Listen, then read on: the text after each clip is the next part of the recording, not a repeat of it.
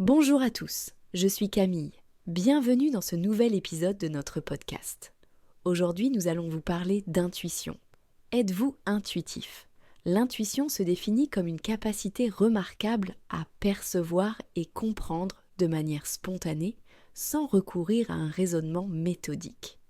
Cette faculté, qui intrigue l'humanité depuis des millénaires, fait désormais l'objet d'études scientifiques rigoureuses qui nous permettent de mieux comprendre ces mécanismes.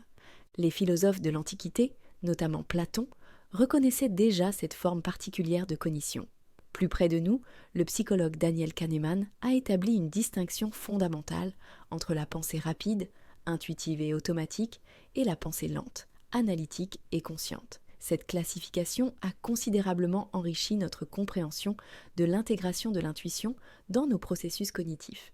Les neurosciences révèlent aujourd'hui les fondements biologiques de l'intuition. Les études en imagerie cérébrale ont identifié plusieurs régions clés. Le cortex orbitofrontal et l'amygdale interviennent dans les jugements affectifs rapides, tandis que le striatum s'active particulièrement chez les experts, lors de prises de décisions intuitives.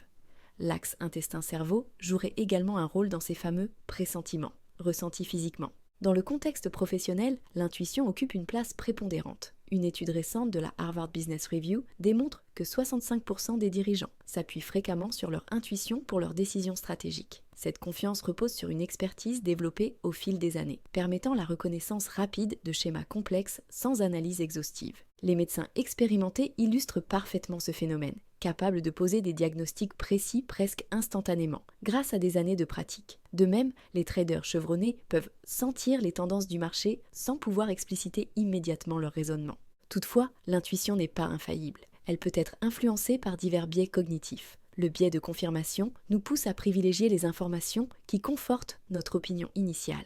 Les biais affectifs colorent notre jugement d'émotions parasites, et les stéréotypes inconscients peuvent déformer notre perception. Pour cette raison, il est crucial d'adopter une approche équilibrée, confrontant nos intuitions à l'analyse rationnelle et aux perspectives externes. La dimension spirituelle de l'intuition occupe une place significative dans de nombreuses traditions. Dans l'hindouisme, elle est associée au chakra Ajna, le troisième œil. Le christianisme mystique évoque des états de grâce, où l'individu accède à des révélations transcendant la raison. Le soufisme considère l'intuition comme l'expression d'un cœur purifié, capable de percevoir directement la réalité divine. Pour développer son intuition, plusieurs techniques ont démontré leur efficacité. La méditation et la pleine conscience permettent d'affiner sa sensibilité aux signaux subtils, comme le confirme une étude de 2017 du Journal of Cognitive Enhancement.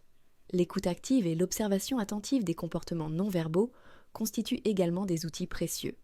La tenue d'un journal introspectif s'avère particulièrement utile pour affiner son intuition. En notant régulièrement ses pressentiments et en vérifiant leur pertinence a posteriori, on développe progressivement un meilleur discernement. Le travail en équipe pluridisciplinaire offre l'opportunité de confronter ses intuitions à diverses perspectives, évitant ainsi l'enfermement dans des biais personnels. Les différences culturelles influencent considérablement notre rapport à l'intuition. Les sociétés asiatiques, traditionnellement plus collectivistes, peuvent tempérer l'expression des pressentiments individuels, tandis que les cultures occidentales valorisent davantage l'autonomie décisionnelle. Certaines sociétés intègrent naturellement l'intuition dans leurs pratiques rituelles, alors que d'autres privilégient une approche plus empirique. Le bouddhisme propose une perspective unique sur l'intuition à travers le concept d'impermanence, anicca. L'observation directe des phénomènes et le détachement de l'ego favoriseraient une perception plus immédiate de la réalité. Cette approche considère l'intuition non comme un simple outil pratique, mais comme une manifestation de la sagesse supérieure ou prajna.